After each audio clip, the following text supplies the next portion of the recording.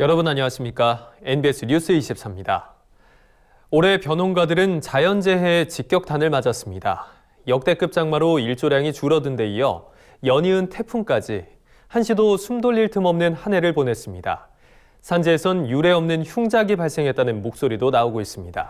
네, 이에 농가들은 이상기후로 발생한 흉작에 대해 정부가 적극적으로 보상해야 한다고 주장하고 나섰습니다. 강창호 기자가 보도합니다.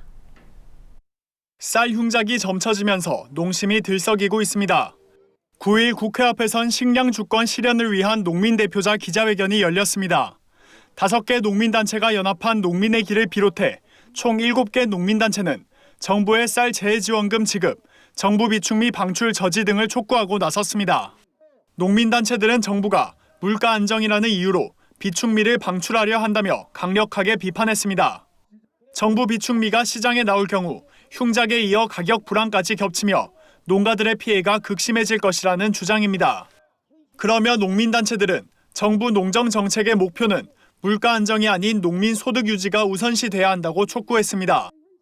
정부는 물가 안정을 위해 정부 비축미를 방출하려 하고 있다. 과연 현재 쌀값이 국민들이 부담하기 어려운 수준인가? 그렇지 않다면 농민들의 소득 유지가 농정의 목표가 되어야 할 것이다. 현재 쌀 생산 현장에서는 올해 쌀 생산량이 지난해보다 많게는 40%까지 줄어들었다고 주장합니다. 정부의 예상 생산량과는 큰 차이를 보이고 있습니다. 지금 현장에서는 강원도 철원 같은 데는 수매가 완전히 끝났잖아요. 근데 거기는 한 40% 이상 수매량이 줄었다 그러고 경기도나 이 남쪽에 중부지방 거의 20% 이상 줄었다 그래요. 이에 국회에서도 벼농가들을 위한 정부의 지원책 마련을 촉구하고 나섰습니다. 서삼석 더불어민주당 의원은 최근 열린 국회 농해수위 전체회의에서 이상기후로 인한 올해산 쌀 생산 감소 피해를 국가가 보상해야 한다고 지적했습니다.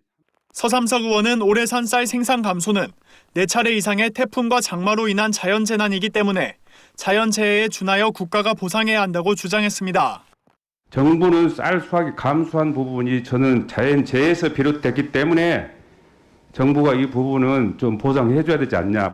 이상기후에 직격탄을 맞은 벼농가들, 쌀 흉작의 근심만 깊어지고 있습니다. MBS 뉴스 강창호입니다. 귀농을 꿈꾸는 분들 가운데 농사일이 생각보다 너무 힘들진 않을까, 한번 살아보고 결정했으면 좋겠다 싶은 분들 많으실 겁니다.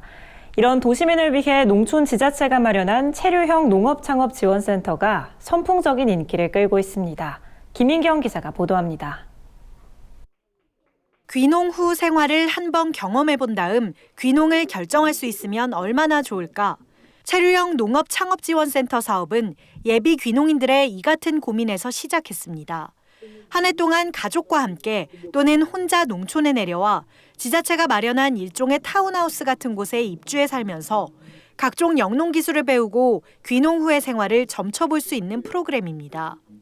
현재 강원 홍천, 충북 제천, 충남 금산, 전북 고창, 전남 구례, 경북 영주와 영천, 경남 함양 등 전국에 8곳이 운영되고 있는데 조건이 워낙 파격적이다 보니 귀농에 관심 있는 도시민들의 문의가 빗발칩니다.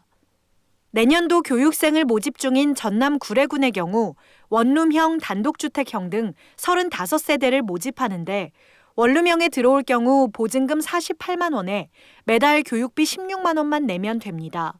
가족과 함께 거주하는 단독주택형은 보증금 60만 원에서 80만 원대에 교육비는 월 20만 원대로 부담하면 됩니다. 센터에 입교한 뒤에는 작기에 따라 주요 품목의 농사기술, 이론과 실전을 함께 배우고 선도농가에 가서 따로 과외 수업을 받기도 합니다. 구례군은 2017년부터 사업이 운영돼 내년이면 5기 교육생을 맞는다며 현재까지 졸업생들의 구례군 정착률은 70% 정도라고 밝혔습니다. 나머지 30%도 구미에 맞는 빈집이나 마땅한 농지를 구하지 못한 경우로 인근의 지자체를 찾아 나섰다는 설명입니다. 귀농을 꿈꾸는 도시민들의 전화 문의가 하루에 20통씩 오는 탓에 구례군은 예산을 매년 조금씩 늘려가고 있습니다. 바로 여기 들어와서 현장에 부딪히고 많은 지출을 하는 것보다 여기 와서 어느 정도는 이런 느낌이구나, 이런 리스크가 있구나라고 깨닫고 가시는 거에 대해서는 저희 목적이 아주 부합되는 사업이라고 할 수 있죠. 충북 제천시 또한 다음 달 4일까지 체류형 농업창업지원센터 입교생 30가구를 모집합니다. 이곳은 매년 3월부터 11월까지 9개월 동안 가족과 함께 체류하며 귀농교육과 영농실습 등을 할 수 있습니다. 농어촌 외의 도시에서 1년 이상 거주한 도시민은 입교 신청이 가능한데 제천시가 귀농 후 거주할 만한 주택과 농지 등을 소개해주는 만큼 입교 경쟁이 치열하다고 담당자는 귀뜸했습니다. 다만 전국 8곳 센터의 사업이 현재는 전액 지자체 예산으로 이루어지고 있는데 모두 영세한 농촌 지자체인 만큼 국비 지원이 확대돼야 한다는 현장의 목소리도 나옵니다. 직접 살아보고 배운 다음 귀농귀촌을 결정할 수 있는 체류형 농업창업지원센터. 어떤 정책보다도 효과적인 귀농 길잡이가 되고 있습니다. NBS 뉴스 김인경입니다. 김장철을 맞아 정부가 장바구니 부담 덜게 나섰습니다. 절임 배추와 고춧가루, 삼겹살 등 김장 채소류와 돼지고기를 20% 할인 판매하는 겁니다. 대형마트는 물론 전통시장과 온라인에서도 구입할 수 있습니다. 권수환 기자가 전합니다. 김장철을 맞아 김장채소 소비 촉진을 위한 전국 단위의 판촉 행사가 열립니다. 농림축산식품부는 이달 11일부터 다음 달 2일까지 3주 동안 농축산물 할인 행사인 농알갑시다 김장편을 실시한다고 밝혔습니다. 김장채소와 축산물을 할인 판매해 농업인들의 판로를 지원하고 소비자들의 김장 비용을 절감하기 위해서입니다. 수도권과 중부권은 12월 초순까지 행사가 이어지고 김장 시기가 다소 늦은 남부 지역에서는 12월 하순까지 지속됩니다. 이에 따라 농협 하나로마트를 비롯한 대형 유통업체, 온라인 쇼핑몰 등 3,500개 매장에서 배추와 고춧가루, 돼지고기 등을 20% 할인 판매할 계획입니다. 농업인의 날을 맞아 11월 11일부터 시작하는 농알갑시다 김장편은 김장에 필요한 각종 채소와 돼지고기 등을 할인 판매해서 김장 낭비가 더 많이 이루어지면 좋겠다는 취지로 시작하고 있습니다. 대형 유통업체는 농협 하나로마트와 이마트, 롯데마트, 홈플러스 등이 참여하고 온라인에서는 마켓컬리와 위메프, 티몬 등 업체가 참여합니다. 완주, 순천, 나주의 로컬푸드 직매장과 한살림, 아이쿱 등 친환경 매장에서도 김장채소와 농축산물을 20% 할인된 가격에 구매할 수 있습니다. 특히 로컬푸드 직매장과 친환경 매장, 지자체 온라인몰에서는 김장채소뿐만 아니라 모든 종류의 농축산물을 20% 할인된 가격으로 판매합니다. 전통시장과 중소형 마트 등 제로페이 가맹점에서도 이달 30일까지 농축산물 전 종류 할인 행사를 실시합니다. 기간 내 가맹점에서 농축산물을 구입하면 다음 구매 시 20% 할인받을 수 있는 상품권이 지급됩니다. 한편 배추 추라기를 맞으면서 김장채소 가격은 안정세를 보이고 있습니다. 한국농수산식품유통공사에 따르면 지난 4일 기준 4인 가족의 김장 비용은 30만 9천 원으로 지난달보다 하락한 수치를 보였습니다. 지난달 10월 14일보다 23.3% 하락한 가격입니다. 출하량이 늘어난 배추와 무는 가격이 하락한 반면 작황이 부진한 고춧가루는 가격이 상승하였습니다. 한국농수산식품유통공사는 김장재료 수급 안정을 위해 정부 비축용 건고추를 집중 출하하고 있습니다. 김장이 집중되는 11월과 12월에 배추 공급도 확대하겠다는 계획입니다. MBS 뉴스 권수환입니다. 시중에 판매되는 달걀 중 30%가량은 품질이 낮은 2등급인 것으로 조사됐습니다. 또 유통 과정에 따른 문제점도 확인됐는데요. 신선한 달걀 품질을 위해 냉장 유통을 더 강화해야 한다는 목소리가 나옵니다. 김하은 기자가 보도합니다. 시중에 유통되는 달걀 중 3분의 1가량은 등급이 가장 낮은 2등급 난인 것으로 조사됐습니다. 소비자 시민 모임은 지난 9월 서울 시내 대형마트와 슈퍼마켓, 전통시장 등에서 판매하는 70개 제품을 수거해 축산물품질평가원에 검사를 의뢰했다고 밝혔습니다. 품질평가를 시행한 결과 70개 제품 중 1플러스 등급이 37.1%, 1등급이 31.4%, 2등급이 31.4%로 분포돼 있었습니다. 이번 조사에선 유통 과정에 따른 신선도 차이도 확인됐습니다. 달걀 무게와 진한 흰자의 높이로 달걀의 신선도를 측정하는 호우 단위가 냉장 유통의 경우 79.2로 높은 반면 상온 유통의 경우 62.8로 낮게 나타났습니다. 판매처별 평균 호우 단위는 대형마트가 79.8로 가장 높았고 전통시장이 61.3으로 가장 낮은 것으로 조사됐습니다.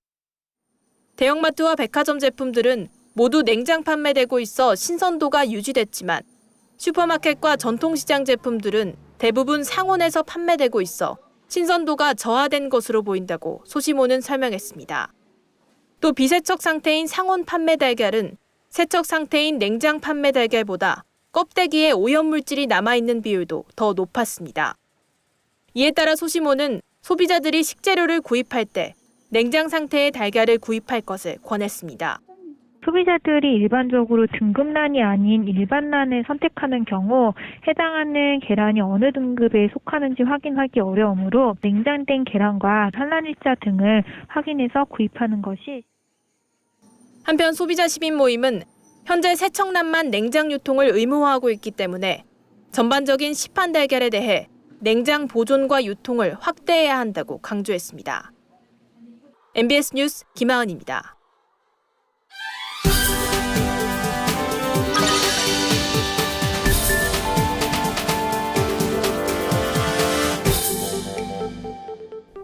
새내기 귀농귀촌인의 공통적인 고민은 아마도 영농기술과 경험의 부족일 겁니다.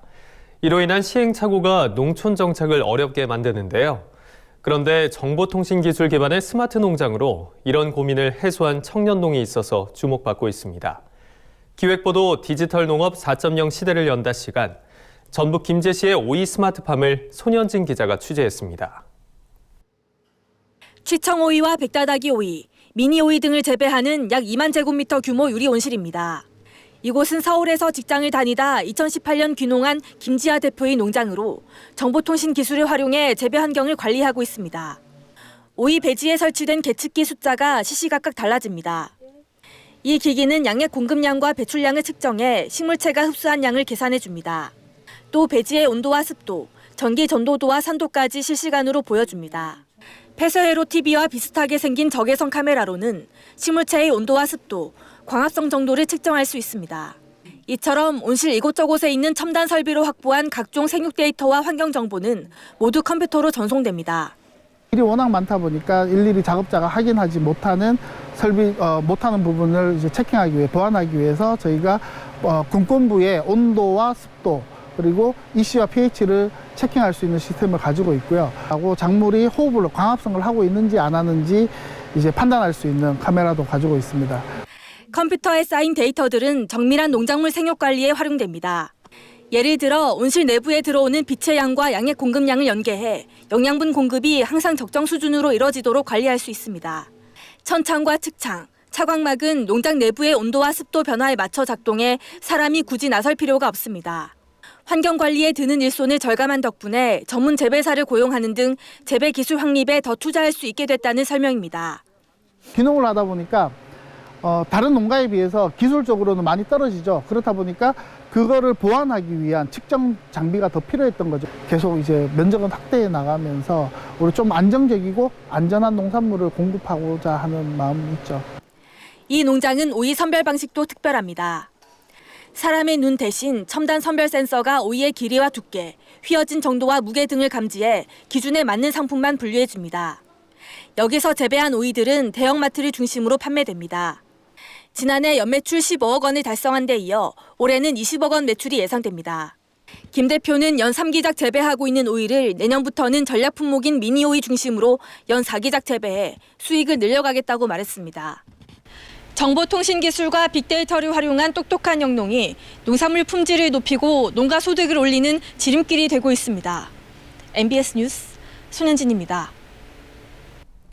다음은 간추린 뉴스입니다. 농림축산식품부가 5억 원을 투입해 연말까지 전국 어린이집과 유치원, 초중학교 300여 개소를 대상으로 비대면 농촌 체험키트 활용 지원 사업을 추진합니다.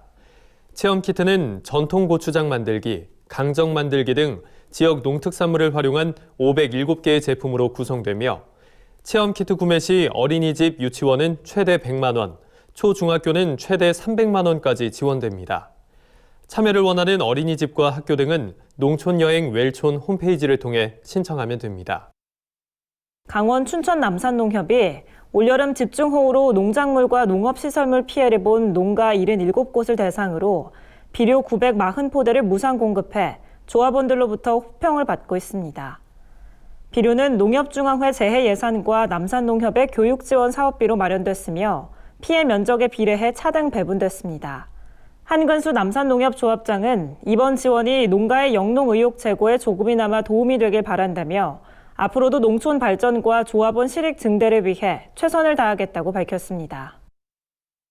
전라북도는 환경 친화형 선순환 농업농촌 기반을 마련하고 지역 순환 구조를 구축하기 위한 정부의 정책 변화에 선제적으로 대응해 내년부터 생태 순환 농업 활성화 시범 사업을 추진한다고 최근 밝혔습니다. 이에 도는 먼저 공모를 통해 도내 가축 사육 마리수가 많은 1개의 시군을 선정해 1억 5천만 원을 지원하고 생태 순환 농업 추진단 운영 및 기본 계획 수립과 세부 사업 지원 계획 등을 마련해 나갈 방침입니다. 2020 영호남 문화대축제가 성황리에 막을 내렸습니다.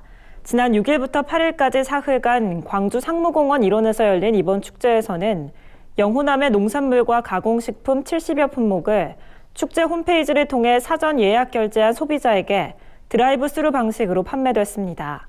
한편 오는 30일까지 축제 홈페이지에서는 사과, 고춧가루 등 50여 개 가공품과 신선 농산물을 시중가보다 10에서 30% 할인 판매합니다.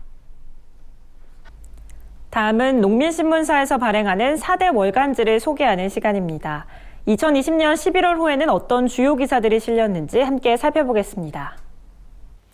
먼저 종합생활정보지 전원생활에선 코로나 시대 여행법이란 주제로 특집 기사가 실렸습니다. 차에서 잠을 자고 기동성 있게 여행지로 떠나는 차박, 국제우주정거장에서 촬영한 지구를 둘러보는 우주여행, 해외 유명 관광지를 360도 VR 영상으로 체험하는 랜선 여행까지 마스크 없이 떠나는 이생여행법을 전원생활 11월 호에서 알려드립니다. 이달에 만난 사람 코너에선 소설가 김탁환 씨를 만났습니다.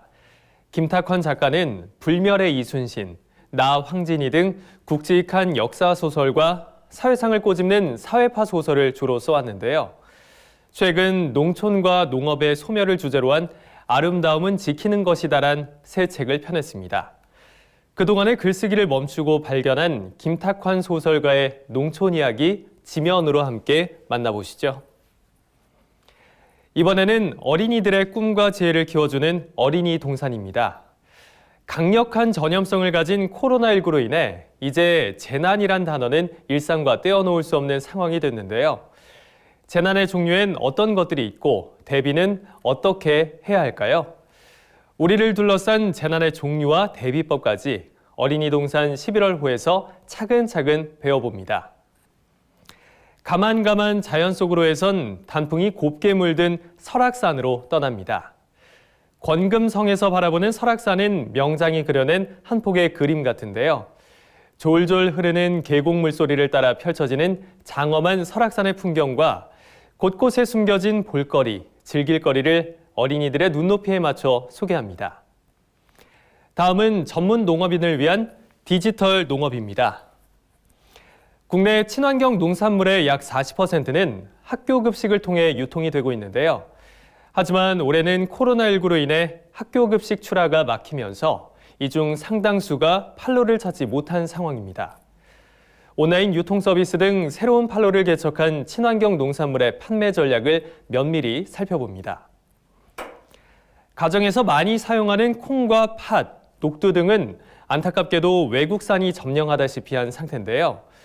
이에 정부에선 생산력 높은 콩과 작물 품종을 육성 보급하기 위해서 노력 중입니다. 콩을 육묘로 기계 재배해서 농가 피해를 줄인 성공 사례부터 기계 경작이 쉽고 다수확할 수 있는 콩과 작물 신품종까지 집중 조명 코너에서 꼼꼼하게 정리해드립니다. 다음은 축산 전문지 월간 축산입니다. 지난 10월 8일 강원 화천의 양돈 농가에서 ASF가 발생해 전국 축산 농가에 가축 전염병 주의보가 내려졌는데요. 일교차가 심한 겨울철엔 가축들도 면역력이 떨어지고 바이러스가 활동하기 좋아서 축산 방역에 더욱 신경을 써야 합니다. 우수 축산 농가들의 방역 노하우와 겨울철 꼭 체크해야 할 차단 방역에 대해 함께 알아보겠습니다. 국내 축산업의 미래를 제안하는 앞서가는 농축협 코너에선 농협중앙회의 총화상을 수상한 충남 천안공주 낙농농협을 찾았습니다. 이곳에선 코로나19로 인해 고전 중인 낙농가들의 위기 극복에 적극 동참하고 있는데요. 축산 환경 개선에 힘써온 천안공주 낙농농협의 남다른 행보, 월간 축산 11월 호에서 함께 만나보실 수 있습니다. 지금까지 농민신문사에서 발행하는 4대 월간지 읽어보기 시간이었습니다. 저희가 준비한 소식은 여기까지입니다. NBS 뉴스 24 마칩니다. 함께해 주신 여러분 고맙습니다.